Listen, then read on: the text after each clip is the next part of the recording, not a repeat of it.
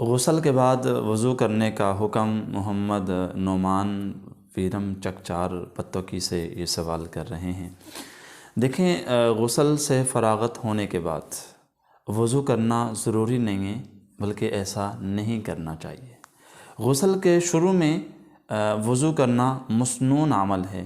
اگر کوئی غلطی سے اس وضو کو جو غسل سے پہلے کیا جاتا ہے بھول جاتا ہے، بغیر وضو کیے وہ اپنا غسل کر لیتا ہے اور پورے جسم پر پانی بہا لیتا ہے، تو اس کے حکم میں بھی وضو ہو جائے گا۔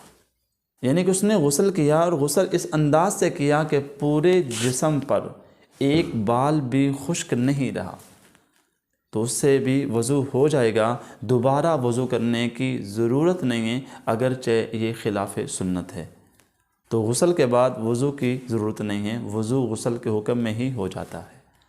اسی طرح دوسرا مسئلہ ہے، اگر غسل سنت کے مطابق نہیں کیا، البتہ یہ ہے کہ کولی بھی کی، ناک میں پانی بھی ڈالا اور پورے جسم پر پانی اس انداز سے ڈالا کہ پورا جسم پانی سے تر ہو گیا، تو یہ بھی غسل کے حکم میں ہی ہے، کیونکہ غسل کے اندر 3 چیزیں فرض ہیں: کولی کرنا، ناک پانی ڈالنا اور پورے جسم میں اس انداز سے پانی ڈالنا کہ ایک بال کے برابر بھی خشک جگہ نہ رہ جائے۔ جب 3 چیزیں پوری ہو گئی تو اس سے بھی غسل ہو جائے گا۔ اسی طرح ایک اور سوال ہے کہ گہرا اور جاری پانی ہے، تو اس میں اگر کسی نے غوطہ لگا لیا تو کیا اس کا غسل ہو جائے گا؟ جی ہاں، اس کا بھی غسل ہو جائے گا، البتہ یہ ہے کہ وہ ناک میں پانی بھی ڈالے اور کولی بھی کرے۔ اگر یہ دونوں فرض ادا کر لے، ناک میں پانی ڈالے اور کولی بھی کرے، تو ان دونوں فرضوں کو ادا کرنے کے ساتھ غسل صحیح ہو جائے گا۔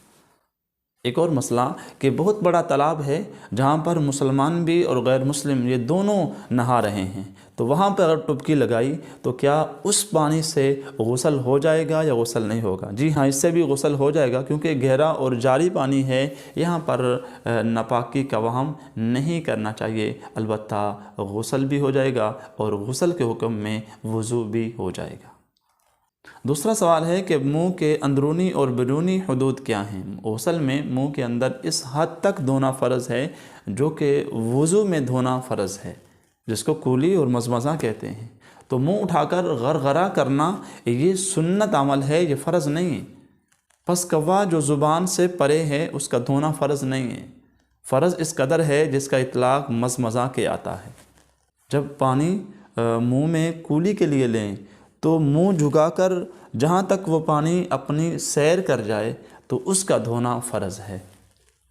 کولی کرنا، ناک میں پانی ڈالنا جو کہ وضو میں سنت ہے اور غسل میں فرض ہے۔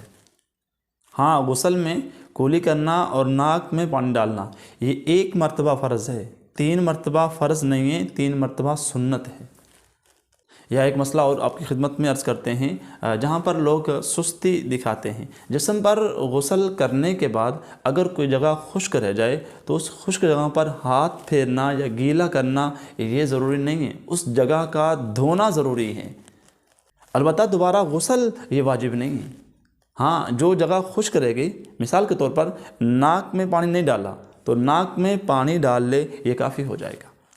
اسی طرح البتہ ہر عضو کو دھو لے جو سوکھا رہ گیا ہو، کیونکہ پورے جسم کا اس انداز سے دھونا ضروری ہے کہ پورے جسم پر بال کے برابر بھی جگہ خشک نہ رہ جائے۔